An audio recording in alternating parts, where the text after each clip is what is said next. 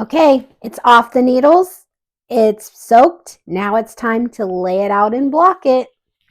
This is the triangle shawl with beads that I've been working on.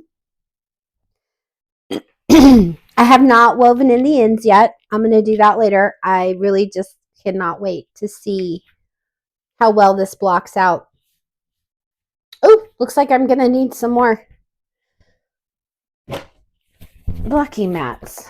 I didn't think it was going to be this big. Okay, so these are foam puzzle piece blocking mats that I'm using. And they just slide in together like puzzle pieces. Just like that. Okay. This is the shawl with beads. Have not come up with a name for it yet. So any name suggestions, feel free to comment down below.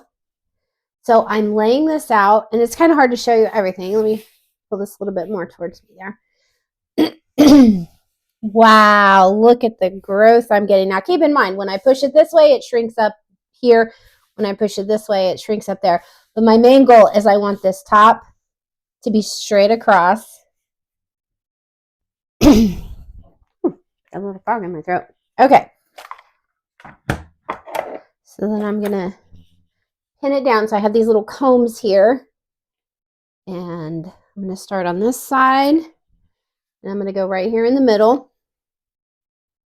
And you see I stick that through the fabric and into the blocking mat where I want this to be. Now it's still wet. So as I place these combs, it's going to hold it in position so when it dries, it'll have that memory and stay there.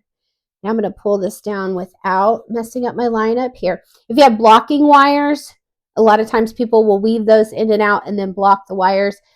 I don't happen to have any, so I'm just using my combs here. They kind of remind me of the old picks.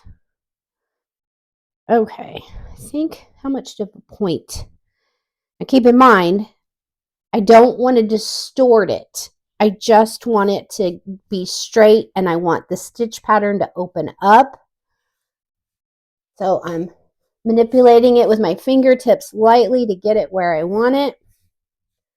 I want this eyelet ridge to open up so I can see nice and pretty. My beads are there. So far, so good. Now I have my tape measure over here. Measuring tape. I like the way that one looks right there. And this is the time to make any adjustments that you want. Kind of like that. Now I'm curious as how big. Before blocking, I measured this, and down the spine it was 17. So it's at 18 and a half, 19. Let me get right up there. It's at 19.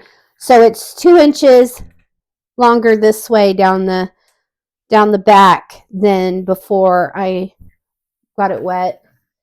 And it was 37 over here, and now it's 42 inch wingspan.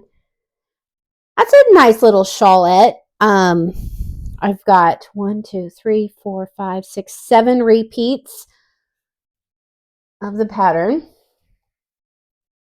I think I'm going to like it.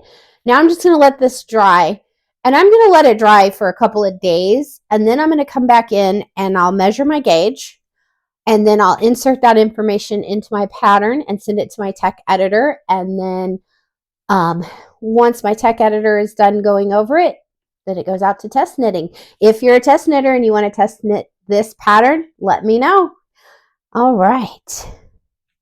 I'm excited. I'm so ready to see this one dry and done, and then I'll weave in the ends. And I think I'm going to make some adjustments from this original on my pattern. I want my beads to be more symmetrical, and that's just a personal preference.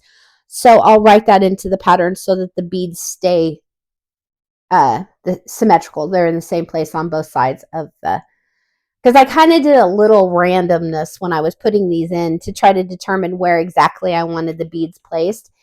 And I think I've figured that out. So I think on the final pattern, I'll go ahead and put the math in there so that they're symmetrical. But let me give you a final look-see here real quick. Grab this. And there you go.